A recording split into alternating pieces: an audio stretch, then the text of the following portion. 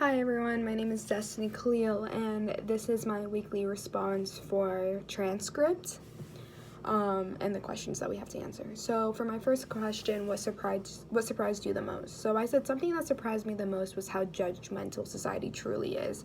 I feel like because I am cisgender, I never had to really deal with a lot of the issues transgender and the rest of LGBTQ community has to deal with.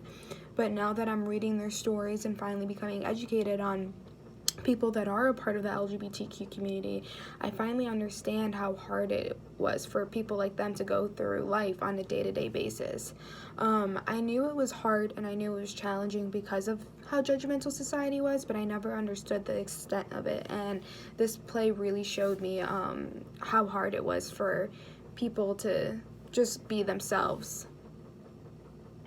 And then for the second question, what did you learn? Something that I learned from this play was just the main theme: mind your own business and let people do what they want with their lives. I said it's not hard to be nice, and if something's bothering you or making you feel uncomfortable, it's so simple to easily turn your head the other way and not ask questions. I said I feel like it's much easier for both parties in that case because one comment can stay with the person forever. As he said, that I learned that people being a part of the LGBT community does not affect anyone.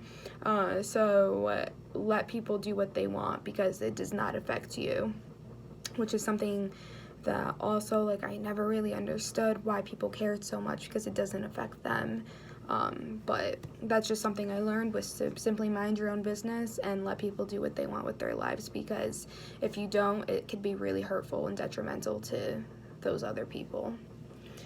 For question 3, how might you act differently when meeting a trans person as a result of the play? So I said, when meeting a trans person, I think I would not ask questions. I said, although I may be curious about the person, it's not my business nor my right, to say the least, to ask them those questions. I feel this because, like I said previously, one comment can stay with the person forever, and I'd much rather be curious than scar someone for life. If I meet someone that's trans, I'll let them talk if they want to talk, but I would never initiate a conversation about that. So that's how I would act differently when meeting a trans person. I feel like before I would be curious and ask, but now I know to never ask questions like that. For question number 4, how do you think you could be a better ally for the trans community? I said, I think for myself, I could be a better ally for the trans community by simply respecting people who are different. I would respect their pronouns they go by. I would not assume if they are transgender. I would not ask them if they had any surgery done or any confidential information that would be uncomfortable for them. I said, in society, I would try and understand why people are anti-trans or LGBTQ and challenge their thoughts. And then I would honestly finally listen and educate myself about the trans community and the rest of LGBTQ. I feel like it definitely needs to be talked about more, and I feel like the more we educate ourselves, the better allies we all could be for the trans community and the LGBTQ. And then for question number 5, do you see yourself in any of these women? I said, yes, I do see myself in these women. I said, however, first and foremost, they are no different than me. These women are no less of women than me, and we're the same. I just wanted to point that out. And then I said the one big thing that I see myself in these women is the courage. I said these women are extremely courageous, and although they get so much hate from society, they still end up doing what they love because at the end of the day, their validation is the only thing they need.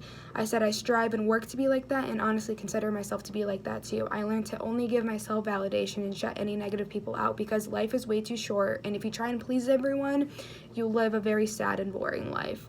I said, however, in order to live a life like that, you have to have courage to be different and not follow society's norms, which is what these women have, and what I would like to consider having too, is just courage. And then finally, a question that I would like to pose to my peers.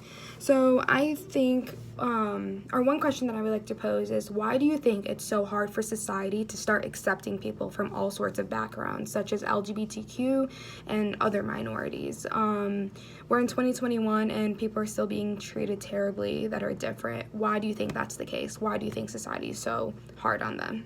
But yeah, that's all. Thank you.